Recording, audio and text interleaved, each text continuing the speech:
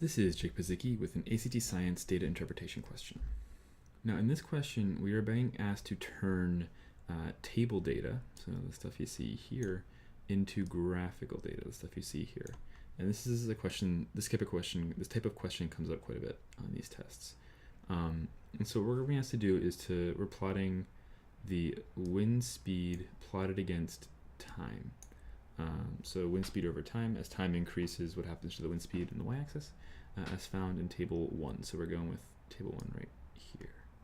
And so we're going to be looking at the wind speed and plotting it against time. And so if you want to be specific and look at the numbers, that's a great way to go about this. We know we're starting with 6.9, and we can look at a couple of these graphs and identify right away which one of these graphs do not work. So the first data point should be at 6.9. And we can see that this data point starts between 6.4 and 6.8, so this is probably not the right answer. This one starts at 7.2, I think. It's hard to see on this. I had to shrink them a little bit to get them on the screen. You can look at yours and see a little closer. And that does not work.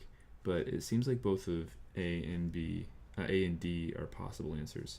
But what we're going to be doing is looking at the data, and the next thing that we have to do is look at the data and see what happens to the data. So does it go up or down, or as the time goes on? And so I think the best way to do this, usually I just kind of try to draw it myself. So if we start at a point here, the graph starts to go down a little bit as we go from 6.92 to 6.83 to 6.65. So it goes down, and then it'll go up to 6.77 and 6.78, kind of level out, go up again to 6.89 and then 7.1, then go down a little bit, then go down a little bit, then go down again to 6.35, then go back up a little bit to 6.52, then up again to 6.81, and then up again to 6.9.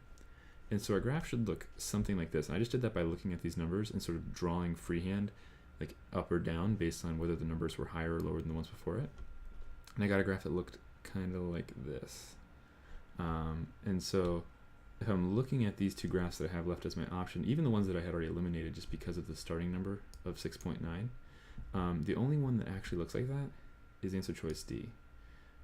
Because while you might think that the choice up here looks similar, there's not really this crest here, right? Like it goes up initially, you can see that there, which is not what happens in our data. Then it has like this second crash right before the end, even though the ends here kind of look the same. The only one that really mimics everything that's going on in our data is answer choice D, and so I think that has to be the right answer.